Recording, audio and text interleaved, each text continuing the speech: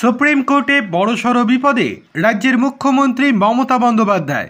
School service কমিশনের 26,000 চাকরি বাতিল মামলার রায় নিয়ে মুখ্যমন্ত্রী মমতা বন্দ্যোপাধ্যায়ের বিরুদ্ধে বিতর্কিত মন্তব্যের অভিযোগ তুলে সুপ্রিম কোর্টে আদালত অবমাননার মামলা দায়ের হয়েছে।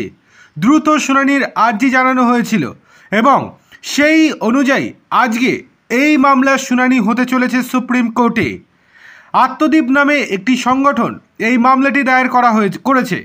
তাদের বক্তব্য, গত 3রা এপ্রিল এসএসসি মামলার রায় ঘোষণা করেছিল সুপ্রিম কোর্ট।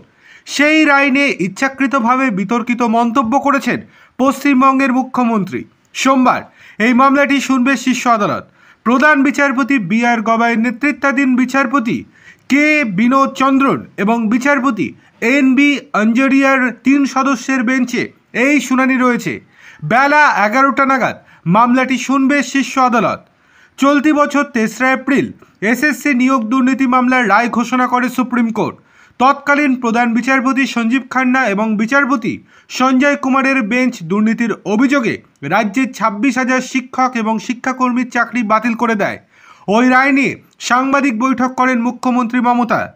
অভিযোগ, সেদিন মামলার রায় এবং বিচারপতি সম্পর্কে নানা বিতর্কিত মন্তব্য করেছেন মুখ্যমন্ত্রী, যা আদালত অবমাননার শামিল। ওই মর্মে গত 24 এপ্রিল সুপ্রিম কোর্টে মামলা দায়ের হয়েছে। সূত্রের খবর, মামলাকারীর তরফে গত শনিবার ওই মামলার তথ্য নথি সুপ্রিম কোর্টে জমা দেওয়া হয়েছে। মামলাকারীর আইনজীবী আয়ুষ আনন্দ মমতার বক্তব্যের ইংরেজি অনুবাদ জমা দিয়েছেন। অন্যদিকে মামলাটি রাজনৈতিক উদ্দেশ্য প্রণোদিত বলে মনে করছে তৃণমূল।